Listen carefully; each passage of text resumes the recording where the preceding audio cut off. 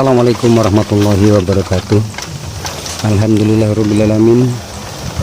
Asyhadu an la ilaha illallah wa asyhadu anna Muhammadar Rasulullah sallallahu alaihi wasallam. Untuk para jamaah yang dimuliakan oleh Allah Subhanahu wa taala, semoga selalu senantiasa dirangkul, dipayungi oleh mahabbah dan rahmat Allah di dalam mengkaji, menelaah ilmu-ilmu tauhid.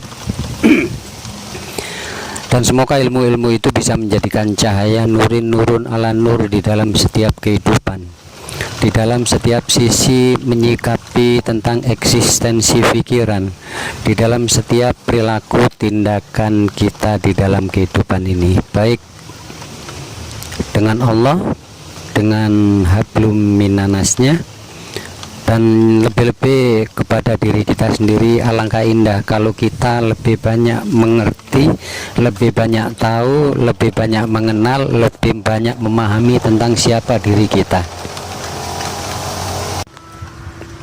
Yang akan saya sampaikan adalah kunci untuk memahami setiap kali kita mempelajari, membaca atau mendengarkan tentang tausiah atau ilmu-ilmu dari para ulama.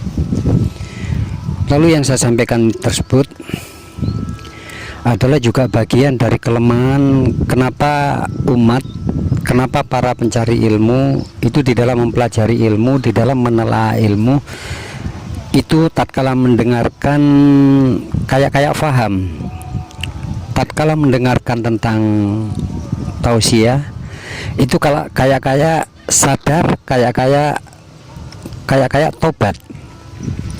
Tetapi ending-endingnya nantinya setelah selesai, nantinya masih di dalam keadaan perilaku tindakannya masih seperti itu. Lalu khusus tentang ilmu, jadi masih kebingungan di dalam memahami ilmu, masih ragu di dalam melakukan tindakan dan eksistensi di dalam kehidupan yang notabene acuannya ilmu-ilmu yang dipelajari. Seperti contoh, orang-orang yang mempelajari tentang Allah, orang-orang yang mempelajari tentang hakikat Rasulullah, orang-orang yang mempelajari tentang hakikat Al-Quran, orang-orang yang mempelajari banyak tentang hakikat. Di sini walaupun mungkin belajar 10 tahun, walaupun mungkin belajar sampai bertahun-tahun, akan tetapi kenyataannya masih bingung di dalam apa yang disampaikan, masih dalam keadaan bingung pada setiap apa yang pernah didengarnya. Nah, ada konsep yang disampaikan oleh Rasulullah, dan konsep ini itu dipakai oleh para sufi, oleh para wali, yang mana dalam sisi penyampaian, dalam sisi menelaah atau mencari ilmu. Jadi konsep-konsep ini insya Allah apabila kita betul-betul menerapkan, insya Allah kita akan betul-betul memahami dari sisi ilmu itu sendiri. Nah, pertanyaannya kembalikan kepada kita, kepada para saudara sekalian, kepada para teman-teman, kepada para jamaah sekalian.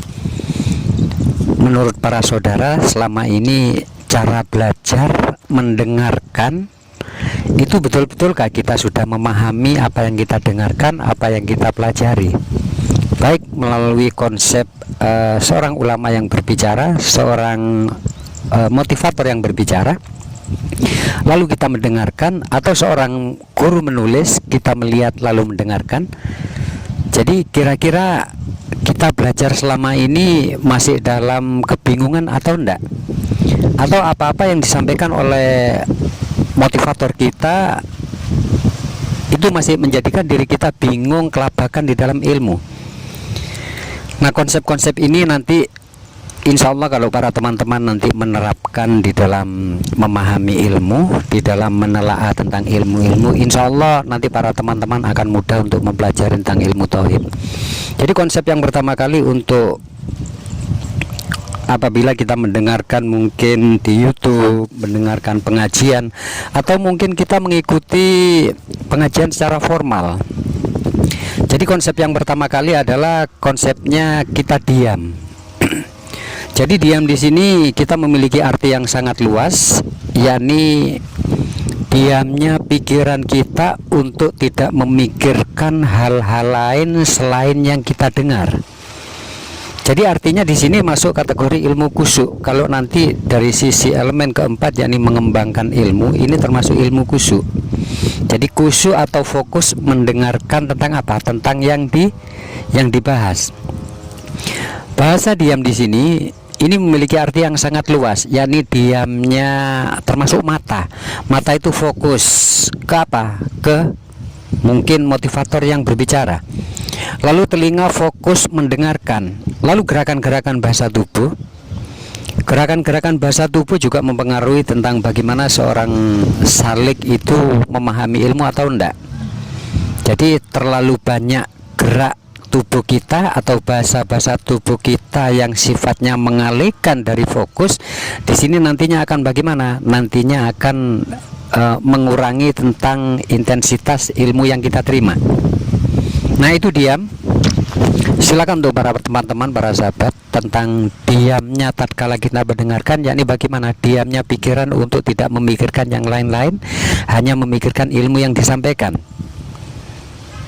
Termasuk diamnya tentang tubuh tidak terlalu banyak bergerak, dalam artian banyak bergerak pun tidak apa-apa kalau memang kita masih bisa tetap fokus ke satu titik, yakni apa yang disampaikan.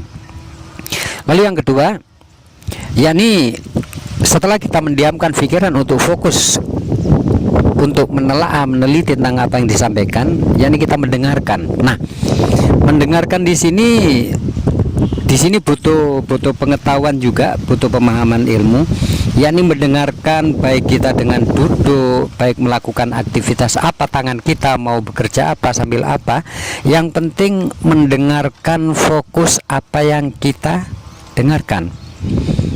Jadi konsep mendengarkan, yakni yang pasti mendengarkan itu yang pasti dengan telinga kita. Akan tetapi alangkah indah kalau hakul basiro kita, pendengaran yang ada di kolbi kita disatukan dengan pendengaran batin, dengan pendengaran dohir kita.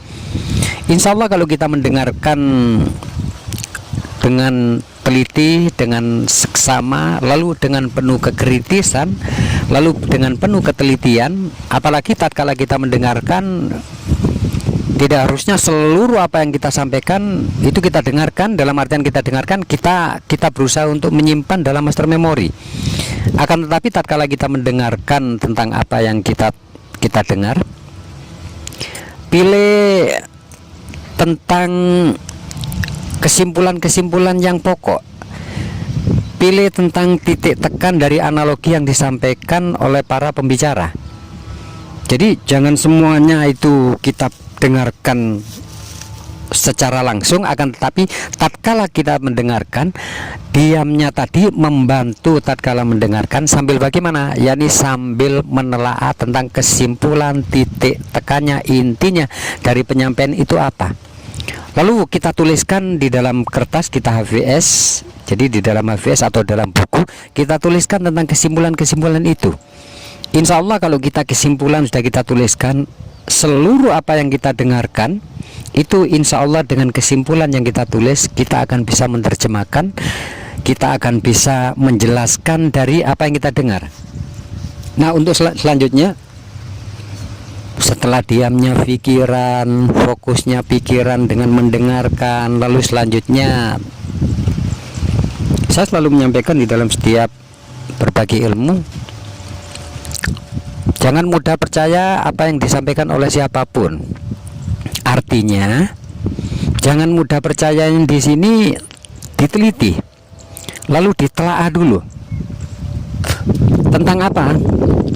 Tentang kebenaran-kebenarannya. Yang pasti kebenarannya di samping kita tuh memikirkan secara rasio dan logika, jangan pernah dilupakan tentang dasar-dasar Al-Quran dan hadisnya. Syukur kalau kita itu bisa memahami tentang analisis atau eksperimen-eksperimen secara ilmiahnya, yang notabene kita sama-sama tahu banyak para pemikir, para ilmuwan yang memikirkan, menelaah, lalu membuktikan secara ilmiah tentang Al-Quran, tentang Islam, sehingga pada akhirnya endingnya banyak para ilmuwan yang masuk di dalam Islam, sehingga kualitas kepemimpinan, kualitas tentang dirinya dengan Islamnya itu sangat hebat. Jadi menjalankan di sini artinya bagaimana? Artinya mempraktekkan menciptakan tentang ilmu-ilmu yang kita pahami. Seperti contoh, Allah menciptakan tubuh badan jasad ini dengan seluruh sel-sel saraf yang ada di dalamnya, dengan seluruh organ-organ yang maha rumit, dengan seluruh rancangan yang seperti ini. Saya bisa berbicara seperti ini, berbagi ilmu kepada para teman-teman, para sahabat sekalian. Pun ini kalau kita kembalikan kepada af'al Allah setelah merancang tubuh saya, setelah merancang menciptakan diri saya dengan seluruh organ, kecanggihan organ di dalamnya, lalu Allah membuktikan bagaimana? Membuktikan menjalankan manusia, lalu membuktikan af'alnya, yakni Allah menggerakkan setiap manusia itu untuk apa? Untuk bereksistensi di dalam kehidupan ini. Ini nyata. Allah berarti menjalankan, menggerakkan, berwujud af'al kepada setiap manusia. Jadi percuma kalau kita itu mempelajari ilmu setinggi-tingginya, kita mempelajari ilmu menelaah sampai berkelana kemana-mana, sampai mencari acuan atau acuan ilmu melalui membaca buku-buku atau apapun. Kalau kita tidak menerapkan di dalam hidup, ironi kita, eman kita sudah meluangkan waktu, meluangkan tenaga, belum lagi tentang materi dan finansial, rugi kalau kita bisa. Makanya tatkala kita mendengarkan mungkin seorang saleh, seorang mursyid berbicara tentang khusyuk, dibuktikan ilmu khusyuk itu setelah kita itu mendengarkan lalu kita menjalankan. Bagaimana menjalankannya? Kita praktekkan tentang ilmu khusyuk. Bisakah kita itu tetap fokus khusyuk? Kalau dari sisi pemahaman tentang sholat sendiri, yang pasti khusyuk dalam sholat. Apabila implementasi sholat dikembangkan secara luas, itu kita mengembangkan daripada sholat itu sendiri, yakni seluruh gerak hidup kita itu adalah wujud sholat kita. Artinya kita dituntut untuk selalu senantiasa berbuat baik oleh Allah. Makanya kalau kita mempraktekkan, tatkala kita berpikir, kita tetap di dalam satu pemikiran, fokus di dalam satu pemikiran apa yang kita pikirkan. Termasuk kita bertindak, kita bekerja, atau apapun. Secara multi, insya Allah para teman-teman bisa mengembangkan. Nah itu daripada menjalankan artinya mempraktekkan tentang ilmu-ilmunya. Seperti seorang salik setelah diijazahkan tentang pemahaman sholat daim, yakni sudahkah dipraktekkan tentang sholat daim itu sendiri, yakni ingat kepada Allah seperti keluar masuknya nafas yang tanpa berhenti. Cara ingatnya bagaimana? Pasti seorang salik yang sudah diijazahkan tentang ilmu tersebut. Lalu banyak ilmu-ilmu yang kita tahu, kita dengar, bahkan kita bisa menyingkap tentang rahasia ilmu-ilmu. Kalau kita bisa mempraktekkan, menjalankan di dalam sisi kehidupan, insya Allah kita akan menjadi orang-orang yang elastis, orang-orang yang enak, berkumpul dengan siapapun itu bisa, dan tidak pernah menjadi siapapun. Artinya tetap menjadi jati diri kita, tetap menjadi diri kita yang fitrah. Kita berkumpul siapapun, tetap kita itu sharing, kita teliti, kita tetap menelaah, siapa tahu ada pelajaran hidup di dalam setiap berkumpul dengan siapapun. Lalu yang terakhir, yang tak kalah pentingnya ini buat para teman-teman, setelah kita mendengarkan, setelah kita itu diam, dalam arti diamnya pikiran, lalu kita mendengarkan dengan fokus apa yang disampaikan, lalu menyimpulkan apa titik tekan daripada yang disampaikan, lalu kita menjalankan. Jadi bahasa diam, mendengarkan, menjalankan, ini kalau berwujud apa yang saya sampaikan aja, atau para teman-teman mungkin membaca, itu ya kayak hanya sekedar hal-hal yang remeh.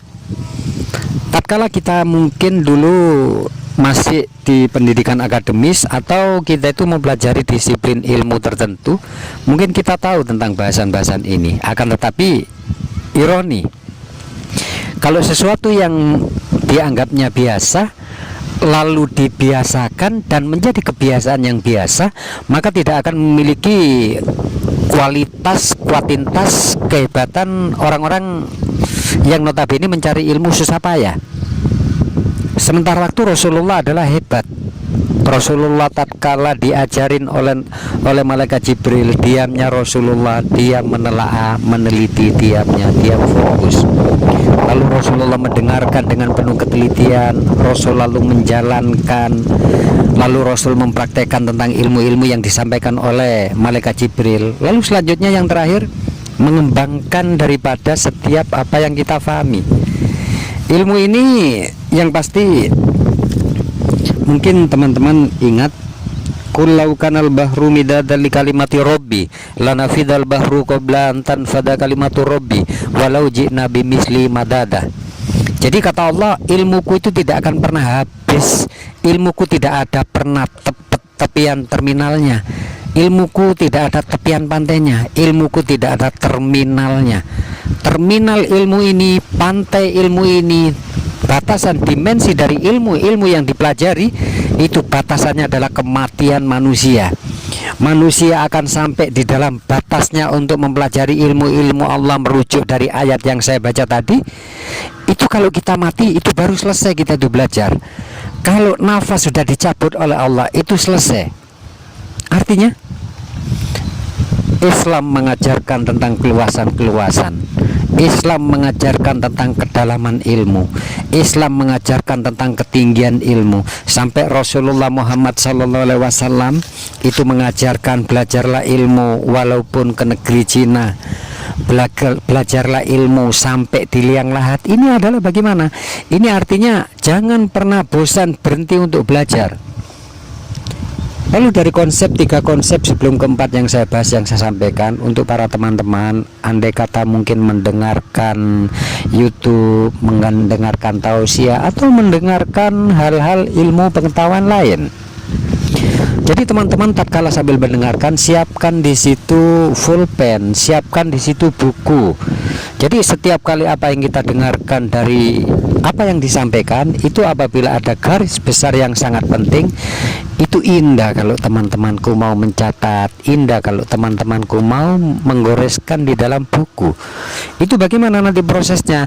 Nanti setelah teman-teman nanti mendengarkan, insya Allah, asal dengan keseriusan, asal kita tidak terlalu bercanda, terlalu banyak gerakan-gerakan bahasa tubuh, insya Allah master memory kita akan menyimpan, akan menyimpan seluruh apa yang kita dengar. Jadi tatkala suatu saat kita itu membutuhkan, ilmu itu akan keluar secara ekstentik karena sudah tersimpan di dalam cerebrum kita. Nah, yang terakhir adalah yakni mengembangkan. Jadi seperti contoh ada di dalam histori, tatkala malaikat, ini adalah bahasa filosofis, tatkala malaikat mengepakkan sayapnya di jagat timur, lalu sayap satunya dikepakkan di jagat barat, yakni dimasukkan ke samudra kelautan ilmu. Setelah diangkat setiap bulu-bulu sayap malaikat tersebut, setiap bulunya meneteskan dari air tersebut. Artinya air bagaimana? Setiap bulu-bulunya itu melahirkan ilmu, melahirkan pengetahuan-pengetahuan yang kita tidak tahu, yang tidak pernah kita nyana. Jadi mengembangkan secara luas bagaimana? Seperti contoh, saya mencontohkan cara mengembangkan ilmu secara luas. Contoh tentang ilmu wudhu. Ilmu wudhu salah satunya sebelum kita melakukan toharo, kita dianjurkan, disunahkan untuk berkumur. Nah, secara harfiahnya, secara medisnya, apabila kita berkumur, otomatis rongga-rongga gigi, rongga mulut, otomatis kalau kita sering berkumur, apalagi bersiwak, apalagi bergosok gigi, otomatis gigi bersih. Nah, cara mengembangkan daripada berkumur tersebut bagaimana? Yakni tatkala kita mau berbicara, itu alangkah indah kita berkumur dulu, kita pikir apa yang kita omongkan. Tatkala kita mungkin mau sharing ilmu dengan orang lain, dengan siapapun, Alangkah indah kalau kita berkumur dulu dari ilmu-ilmu sebelum kita sampaikan. Apa berkumur maksudnya? Berkumur adalah hakikatnya cara mengembangkan ilmunya bagaimana? yakni berpikir dulu sebelum berbicara, berpikir dulu sebelum memikirkan, berpikir dulu sebelum memutuskan tentang apa yang ada di dalam pikiran kita. Itu salah satu contohnya. Satu contoh yang lainnya, yakni tatkala kita berwudu, kita membasuh tangan. Jadi saya yakin untuk para teman-teman dari dua contoh, yakni berkumur dan membasuh tangan, nanti dikembangkan secara luas. Saya yakin teman-teman, walaupun yang difahami untuk sementara ini secara umum, saya yakin teman-teman akan paham. Seperti contoh membasuh tangan. Jadi membasuh tangan di sini artinya bagaimana? Kalau secara harfiahnya membasuh tangan yakni aturan wudhu yang konsep-konsep dan aturannya sudah nas, menjadi rumus kepastian dari Rasulullah yang nggak bisa dirubah. Jadi ada perkecualian di situ kecuali yang tayamum. Nah, yang saya bicarakan di sini tentang mengembangkan ilmu secara luas. Membasuh tangan di sini memiliki artian bagaimana? yakni sebelum kita berbuat, bertindak, alangkah indah kalau kita basuh tangan kita. Maksudnya bagaimana? Hati-hati kita sebelum bertindak, hati-hati tangan kita sebelum mengerjakan suatu, hati-hati dengan tangan kita. Artinya bagaimana? Mungkin dengan orang lain jangan main pukul, main tempeleng dengan siapapun. Lalu termasuk membasuh tangan adalah bagaimana? yakni menetralisir tentang emosi kita, menetralisir, mendinginkan tentang amarah kita, lalu mendinginkan tentang emosi kita, mendinginkan atau meredakan tentang sifat gegabah kita. Jadi intinya aturan wudhu itu mengajarkan kepada setiap umat Islam aturan yang sangat jelas dan indah apabila kita mau melakukan. Akan tetapi kalau kita hanya toharo tatkala kita melakukan sholat yang dijaga, sementara waktu mengimplementasikan dalam kehidupan sehari-hari, tidak ada bukti dari wudhu itu sendiri, tidak dikembangkan secara luas, maka jangan pernah kita itu berharap setiap orang akan menghargai kita, setiap orang akan baik sama kita, setiap orang akan peduli sama kita. Karena apa? Karena sejatinya toharo wudhu adalah kepedulian kita di dalam hidup kita, kepedulian kita di dalam sesama, kepedulian kita termasuk takwa kepada Allah. Makanya kalau kita mau meluaskan ilmu secara luas, mengembangkan seluas-luasnya, insya Allah akan cantik jadinya. Seperti contoh bahasa mengembangkan nih. Jadi rumus pastinya yang namanya bintang-bintang di langit, itu rumus pastinya seperti itu. Kalau kita melihat tatkala malam, lalu bintang di langit dalam keadaan cerah di atas, kita akan melihat langit dalam keadaan indah dengan taburan hiasan bintang-bintang. Nah, kembali kepada diri kita, apa sih kira-kira cara mengembangkan bintang di langit kalau kepada diri, kepada pikiran? yakni bintang-bintang di langit adalah perwujudan dari pikiran manusia, yakni disebut di situ star. Bagaimana dengan bintang-bintangnya manusia? yakni apabila banyak manusia itu tentang pemahaman, banyak manusia itu tentang pengetahuan, banyak tentang pemikiran-pemikiran manusia, banyak ide-ide manusia, banyak tentang konsep-konsep tentang kecerdasan. Siapa sih yang tidak senang melihat orang-orang yang cerdas, sementara kecerdasannya dibalut dengan kebijakan, dengan latifatul kolbi dan latifatul ilmi? Siapa sih yang nggak senang melihat orang-orang yang cerdas, yang notabene orang-orang yang cerdas tersebut selalu senantiasa menunduk di hadapan Allah dan tidak peduli dengan manusia. Manusia itu mau menilai, mau menyanjung, mau memuji-muji, talasu dengan sebutan yang diberikan oleh manusia. Jadi intinya ide, pemikiran, kreasi-kreasi, lalu hal-hal tentang kecerdasan intelektual pikiran, ini adalah wujud dari bintang-bintang kita. Kalau kita di dalam kehidupan ini kita memiliki bintang yang banyak dan bintang kita itu terang, insya Allah setiap siapapun yang menikmati tentang bintang kita, melihat kita, insya Allah akan senang, akan membuat keindahan di dalam hidup.